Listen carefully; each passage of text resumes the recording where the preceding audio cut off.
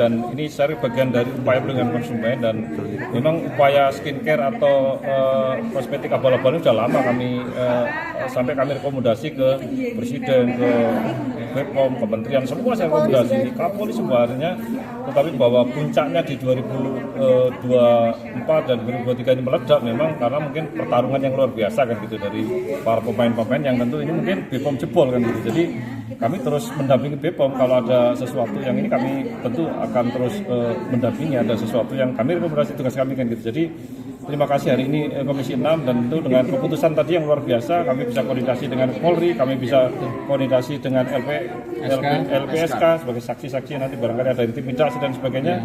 Bagian terpenting dan termasuk mendorong undang-undang perlindungan konsumen yang memang harus kita dorong lebih cepat, tahun ini harus selesai kan itu target kita. Pak, melihat banyak korban yang menjadi korban dari skincare atau apa yang belakangan ini direview sendiri oleh dokter, mungkin langkah tegas apa yang akan diambil oleh BPK ya, sendiri? Tentu kita bikin rekomendasi kepada Presiden kan gitu. Dan yang kedua tentu dengan BPOM untuk bikin peraturan bersama kan terkait dengan overclaim dan terkait dengan tindakan-tindakan yang dilakukan represif oleh dalam tanda kutip pelaku usaha yang mencoba ada backing itu juga menjadi bagian yang tidak terpisahkan, karena itu ujung-ujungnya kan itu sebenarnya kan itu dari persoalan carut marut atau persoalan dari skincare abal-abal atau skincare oplosan dan sebagainya. Kita bisa namakan skincare oplosan karena memang lagi tren oplosan kan. Dari BPKN sendiri akan memanggil orang terkait tersebut atau seperti apa?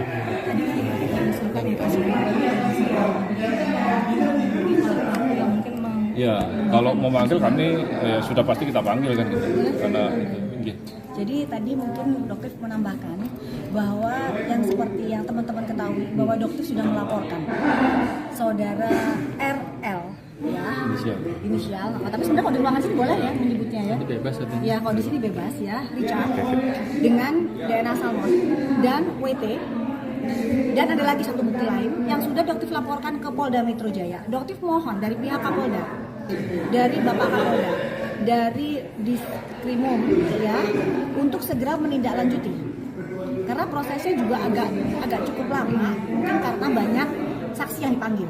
Mungkin insya Allah minggu depan saudara Richard juga akan dipanggil berkaitan dengan kasus ini. Dan alhamdulillah dengan tadi sudah disimpulkan ya, tadi ada beberapa yang sudah disimpulkan di sini poin-poinnya. Mungkin nanti dokter akan meminta pendampingan dari BPKN untuk bisa mensupport dari pihak kepolisian bagaimana kelanjutan tentang laporan yang sudah dokter laporkan. Karena apalagi dokter juga dilaporkan di Polres Jakarta Selatan dengan WT suplemen juga ternyata kan dibuktikan oleh Badan POM bahwa memang itu tidak ada kandungan tomat putih, jadi diduga memang ada indikasi penipuan. Jadi dokter dengan sangat memohon bantuan dari BPKN juga untuk bisa mengawal. Itu ya Bapak ya, kita lihat. Dan hari ini kami akan segera deklarasi dengan Pak Sunan terkait dengan advokat pelindungan konsumen. Kita akan bergerak dengan advokat dan beliau kita tunjuk sebagai ketua umum untuk membuat jaringan lebih luas sehingga agregasi kami di lapangan juga semakin kuat dan kewenangan advokat tentu besar kan gitu.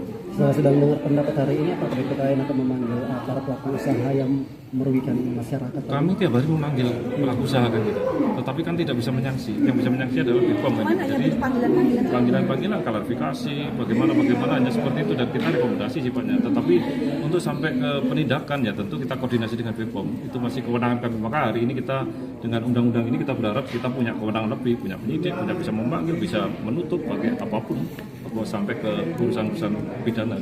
Bang Sunan tadi sempat dipaparkan terkait hasil rapatnya ya. Gitu. Jadi begini ya, di sini justru dijadikan momentum atau masyarakat khususnya kita semua bisa melihat bahwa ya para pengusaha skincare yang jelas-jelas diundang resmi ya oleh Komisi 6 DPR RI pada hari ini tidak ada satupun yang hadir. Ya, ada apa? Pertanyaannya ada apa? Ini jelas membuat satu tanda tanya besar. Baik dari tadi juga teman-teman Pak Ketua Komisi 6 tadi menyampaikan, pimpinan sidang, terus anggota juga Komisi 6 juga tadi mempertanyakan kenapa hari ini undangan resmi dari DPR yang bisa dikatakan wakil rakyat yang ingin mengetahui produk-produk yang mereka jual sebagai pengusaha skincare, kenapa tidak hadir hari ini? Kita konfirmasi Bang. Itu Tadi dua orang- itu benar-betul sangat-sangat disayangkan dan membuat satu pemikiran yang negatif akhirnya. Kalau memang mereka tidak bermasalah secara mengikuti aturan, kenapa mereka nggak hadir hari ini? Saya baca ada beberapa pengusaha terkenal ya, pengusaha skincare terkenal. Richard Lee dan Sheila Suti yang dokter sebutkan saja ya. Tapi Ini mungkin memang bisa ada gini, Dok. undangannya. Ada undangannya. Bisa Richard gini. Lee dengan alasan dia keluar. Kalau dibilang Sheila Saukia, mungkin dia tidak merasa karena itu bukan namanya dia. Tapi itu ada nama panggungnya dia. Nama panggungnya. Betul. Itu jelas diundang, tapi kenapa hari ini ya harusnya dengan semangat, sama-sama bersemangat untuk ayo buka-bukaan dan membenahi diri kalau memang ada satu peristiwa yang dilanggar begitu ya Pak, Pak Ketua. Tapi kenapa nggak hadir? Kenapa tidak hadir? Gitu. Kalau memang ingin menanyakan reseller mungkin di sini saatnya. Gitu ya. Kan ingin menanyakan di mana reseller yang dokter bisa mendapatkan barang MC tersebut karena beliau menanyakan di mana dokter mendapatkan reseller. Kenapa Anda tidak datang pada saat Anda sudah diundang di sini? Dan untuk Richard juga saya sampaikan jika memang Anda adalah benar, jika apa yang Anda omongkan adalah fakta, seharusnya Anda bisa mengundurlah paling tidak ke luar negeri itu untuk bisa memberikan penjelasan ke publik. Karena white tomato yang Anda jual itu sudah terjual jutaan dan itu jumlahnya kalau dirupiahkan triliunan. Jadi bisa kita bayangkan berapa kerugian masyarakat dan seharusnya Anda bisa mempertanggungjawabkan itu ke depan masyarakat dan juga menjelaskan kepada beliau Pak Mufti sebagai ketua BPKN karena ini akan terus berlanjut. Doktif tidak akan diam sampai kamu bisa mempertanggungjawabkan semua yang sudah kamu lakukan ke masyarakat bertahun-tahun. Ya, poinnya saya nambahkan ya. Jadi tadi yang sudah di unboxing sama Doktif terlihat jelas bahwa dugaan kami bahwa sudah jelas itu kena pasal 435 Yunto 138 Undang-Undang Perlindungan Konsumen. Artinya tadi juga sudah diperintahkan kepada BPKN untuk menindaklanjuti gitu ya. Dan tadi alhamdulillah Pak, dengan adanya RDP ini BPKN bisa diperkuat lembaganya sehingga nanti BPKN bisa mempunyai kewenangan lebih luas untuk melindungi kita para konsumen gitu ya. Mungkin saya pertama-tama apresiasi kepada Komisi 6 yang sangat merespon ketika ada kegaduhan di masyarakat. Ini perlu diapresiasi. Yang kedua bahwa kita mau bicara tentang ada dugaan mafia skincare, itu ada. Dan ingat banyak sekali pajak yang digelapkan, banyak sekali TPPU yang harus ditindak tegas karena kerugian masyarakat adalah kerugian negara. Sehingga kepada penegak hukum, aparat penegak hukum untuk bertindak lebih tegas ke bawah. Dan juga BPKN juga saya lihat bahwa saat inilah mereka harus punya undang-undang yang bisa lebih tegas di dalam penegakan hukum. Makanya Undang-Undang Nomor 8 Tahun 99 harus segera direvisi Pak. Karena banyak korban yang sudah berjatuhan, tetapi kita hanya latensi hanya lihat karena produk hukum kita belum semaksimal seperti harapan masyarakat. Betul, dan di sini dokter ingin mengucapkan terima kasih sedalam-dalamnya atas dukungan masyarakat dan juga para jurnalis yang selama ini mensupport Doktif luar biasa karena tanpa kalian, tanpa dukungan masyarakat, tanpa doa masyarakat, mungkin suara Doktif tidak akan pernah didengar hingga sampai masuk ke ruang DPR sini. Dokter mengucapkan terima kasih. Hanya Allah yang bisa membalas semua teman-teman. Yang berikut Doktif dilaporin dan kita siap untuk mendampingi. Oke? Dari ini mendengar pendapat. Jadi di Komisi 6 DPR RI itu ada revisi Undang-Undang Perlindungan Konsumen Undang-Undang 8 tahun 1999. Jadi memang sudah harus direvisi karena tidak sesuai lagi dengan perkembangan yang ada untuk perlindungan konsumen, terutama di era digital seperti ini dan era globalisasi di mana arus barang itu bisa keluar tanpa sekat-sekat yang kadang nih nggak jelas antar batas negaranya begitu ya, barang ekspor, impor dan seterusnya, sehingga perlindungan terhadap konsumen itu menjadi sangat penting gitu. Dengan 4 prinsipnya yang diamanahkan dari resolusi PBB adalah pertama, hak atas keselamatan dalam mengonsumsi barang dan jasa. Kedua, hak atas informasi yang benar, jelas dan jujur mengenai kondisi dan jaminan barang dan atau jasa. Ketiga, hak konsumen untuk didengar pendapat dan keluhan atas barang dan jasa yang digunakan. Dan yang keempat, hak memilih barang dan atau jasa supaya tidak terjebak pada monopoli perdagangan. 4 prinsip ini menjadi penting. Nah, juga di dalam namanya panitia kerja ini kita mengawali dengan menerima masukan dari berbagai pihak khususnya konsumen, dan hari ini adalah pihak-pihak mereka yang terlibat dalam industri skincare ya. Nanti akan ada memanggil konsumen di sektor lainnya juga. Nah, kenapa ini juga menjadi penting, catatannya adalah karena Komisi 6 juga adalah komisi perdagangan, bahwa potensi perputaran uang di industri kosmetik itu tahun 2022 mencapai 90 triliun dan potensi di 2025 ini kira-kira 9,74 miliar US dollar. Silahkan dikalikan dolar dengan kurs 16.000 aja ya, udah lebih dari 100 triliun. Namun ini potensi yang juga harus diimbangi dengan perlindungan dan keselamatan konsumen tentu saja begitu.